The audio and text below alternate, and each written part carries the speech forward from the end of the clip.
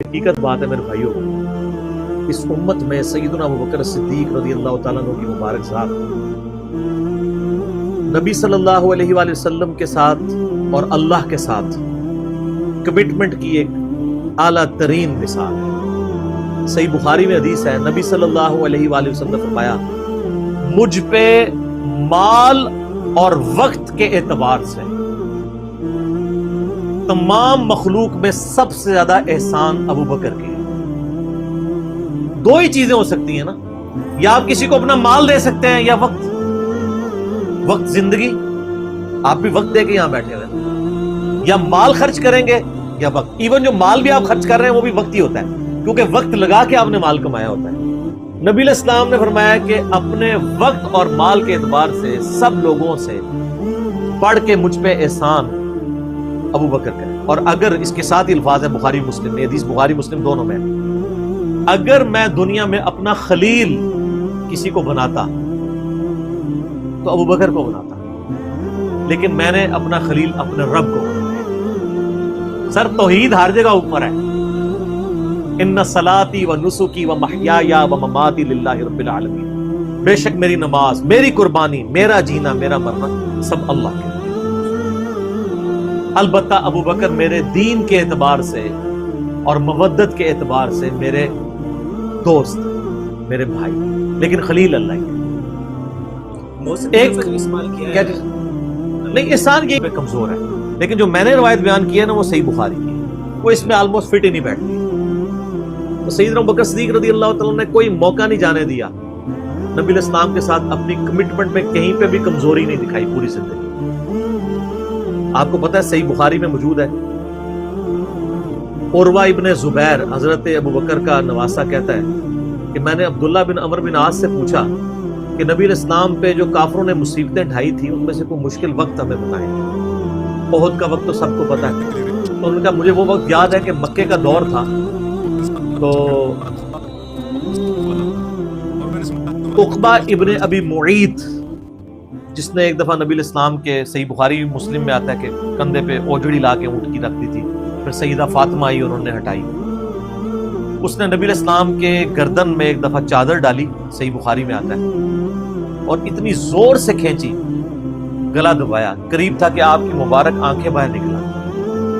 اتنے میں سیدنا ابوبکر صدیق وہاں آئے اور انہوں نے اس کو مار کے ہٹایا، اور قرآن کی آیت پڑھی، کیا تم ایک شخص کو صرف اس لیے مار دینا چاہتے ہو کہ وہ کہتا ہے کہ میرا رب اللہ ہے؟ واپس چلے جاؤ، ہمیں آپ سے کوئی جھگڑا نہیں کرنا۔ کیا تم اس کو نقصان پہنچاؤ گے جو یہ کہتا ہے کہ میرا رب ایک ہے؟ اور جب ہاشم قبیلے والے یہ بات سنیں گے تو کیا ہوگا؟ اس کا انجام جانتے ہو، ہزاروں لوگ مارے جائیں گے۔ اور پھر اس کے بعد جو حضرت بکر کی پٹائی ہوئی وہ الگ چیز ہے، لیکن وہ اس لیول کے اوپر اپنی جان نثار کرنے کے لیے تیار ہو جاتا ہے۔ غزوہ احد کے موقع پر صحیح بخاری میں آتا ہے کہ 12 بندے صرف نبی صلی اللہ علیہ وسلم کے ساتھ رہ گئے تھے 700 میں سے، اور ان 12 میں حضرت ابوبکر بھی شامل تھے، حضرت علی بھی تھے، حضرت عمر بھی تھے۔ اس وقت بھی کمٹمنٹ آپ دیکھ لیں، پیچھے نہیں بالکل ہٹے۔ ہر موقع پہ جہاں پہ قربانی کا موقع آیا پوری کمٹمنٹ کے ساتھ نبی صلی اللہ علیہ وآلہ وسلم کا ساتھ۔ حضرت عمر بن عاص کہتے ہیں بخاری اور مسلم دونوں میں، نبی علیہ السلام نے مجھے ایک لشکر روانہ کیا تو اس لشکر کا امیر بنایا، تو مجھے یہ زوم ہوا کہ میں حضور کا بڑا لاڈلا ہوں، تو میں نے کہا یا رسول اللہ صلی اللہ علیہ وسلم آپ کو لوگوں میں سب سے بڑھ کے محبوب کون ہے؟ تو فرمایا عائشہ سلام اللہ علیہ۔ تو میں نے کہا نہیں یا رسول اللہ میں مردوں میں پوچھ رہا ہوں، تو کہا اس کا باپ ابوبکر۔ پوچھا اس کے بعد، کہا عمر، اور پھر کہتے ہیں میں حضور سے پوچھتا گیا، آپ نام لیتے کہ میرا نام کوئی نہیں لیا، پھر میں خاموش ہو گیا کہیں میں ان بندوں میں شامل ہی نہ ہوں۔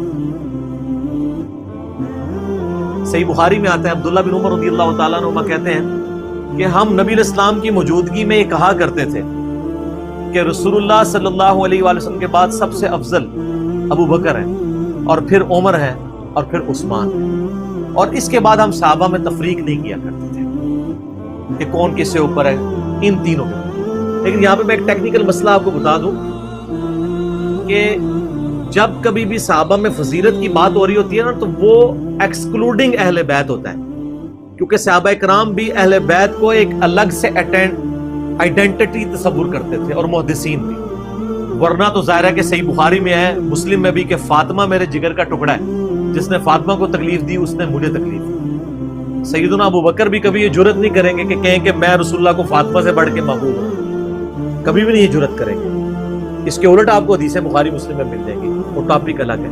میں آپ کو ایک شرعی مسئلہ سمجھا رہا ہوں، محدثین کے ہاں، صحابہ کے ہاں جب کبھی بھی صحابہ کی فضیلت کی بات ہو رہی ہوتی ہے تو وہ ادر دین اہل بیت ہوتا ہے، یعنی اگر یہ فضیلت کی بات ہو رہی ہے تو اس میں حضرت فاطمہ، حسن و حسین، حضرت علی شامل نہیں ہے، وہ ہاں وہ الگ سے ہے، وہ کیٹیگری الگ ہے، وہ اہل بیت کی کیٹیگری میں فال کرتی ہے۔ اور یہ اہل بیت کی کیٹیگری اتنی سٹرونگ ہے، آپ حدیث کی کتابوں میں دیکھیں گے کہ صحابہ کرام کے فضائل پہ چیپٹر الگ ہے، اہل بیت پہ الگ ہے، اور امہات المومنین پہ الگ ہے۔ ایون امہات المومنین کو بھی اہل بیت سے الگ سے ذکر کیا جاتا ہے۔ اہل بیت کی ٹرم جو محدثین کے ہاں مانی جاتی ہے، اگرچہ امہات المومنین بھی اہل بیت ہے، لیکن وہ اسپیسیفکلی سیدنا علی، حسن حسین، سیدہ فاطمہ کی۔